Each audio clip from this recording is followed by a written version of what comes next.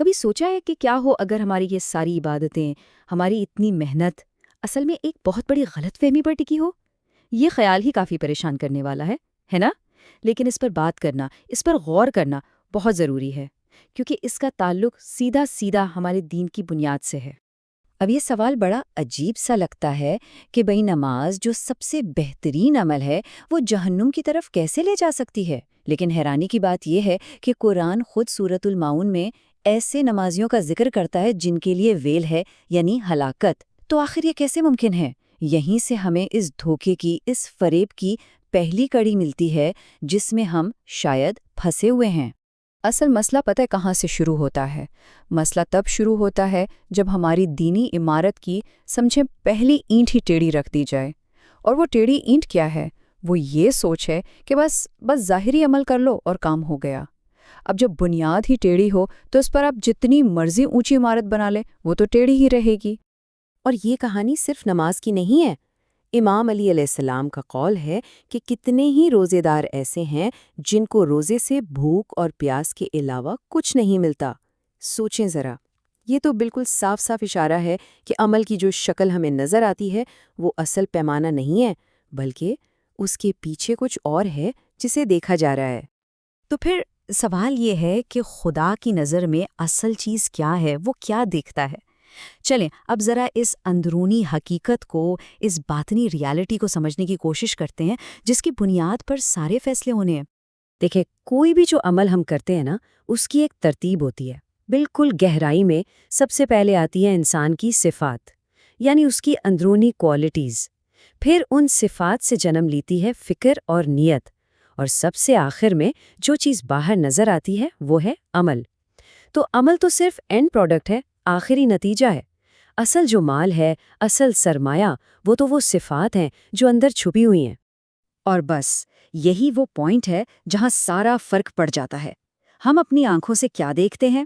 ایک بندہ نماز پڑھ رہا ہے، لیکن خدا کیا دیکھ رہا ہے؟ وہ اس کے دل کے اندر جھانک رہا ہے کہ خلوص ہے یا دکھاوا۔ ہو سکتا ہے ہماری نظر میں کوئی شخص جنتی ہو، لیکن جس نے حساب لینا ہے اس کی نظر میں شاید اس کے لیے ہلاکت لکھی ہو۔ اس ساری بات کا، اس ساری بحث کا نچوڑ بس ایک جملے میں ہے، اور وہ یہ ہے کہ نمازی قبول ہوتا ہے، نماز نہیں۔ مطلب اصل بات عمل کرنے والے کی ہے، اس کی اپنی کیا حالت ہے، اس کے اندر کیا چل رہا ہے۔ اگر وہ خود قبول ہونے کے لائق نہیں تو اس کا عمل بھی وہیں کا وہیں رہ جائے گا۔ تو سوال یہ ہے کہ اس ٹیڑھی بنیاد کو سیدھا کیسے کیا جائے؟ ٹھیک ہے، تو آگے کا راستہ کیا ہے؟ چلیں دیکھتے ہیں۔ یہاں پر دو راستے ہیں۔ ایک ہے عادت، مطلب بنا سوچے سمجھے بس ایک کام کو دہراتے رہنا جس میں دل کہیں اور ہو، دماغ کہیں اور یہ عادت، یہ موت کے ساتھ ہی ختم ہو جاتی ہے۔ اور دوسرا راستہ ہے ریاضت کا، یعنی ایک شعوری کوشش، ایک سمجھ لیں روح کی جم، جس کا ایک مقصد ہے، ایک ٹارگٹ ہے، اور یہی ریاضت ہے جو انسان کے اندر پائیدار صفات پیدا کرتی ہے۔ لیکن یہ ریاضت، یہ جو شعوری کوشش ہے، یہ ایسی ہوا میں تو نہیں ہو سکتی نا۔ اسے چلانے کے لیے بھی تو کوئی فیول چاہیے، کوئی ایندھن جو اسے صحیح سمت بھی دے اور طاقت بھی۔ اور وہ ایندھن ہے معرفت، یعنی حقیقی علم۔ بغیر معرفت کے ریاضت کا کوئی مطلب ہی نہیں ہے۔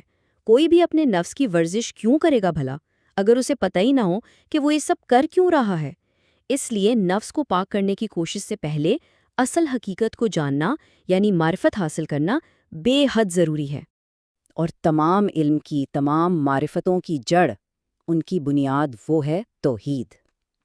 جب اللہ کی وحدانیت کا احساس، اس کا شعور دل میں گہرا اترتا ہے نا، تو انسان کی ہر چیز، اس کی سوچ، اس کی نیت، اس کا عمل، سب کچھ خود بخود ایک لائن میں آنا شروع ہو جاتا ہے، سب سیدھا ہو جاتا ہے۔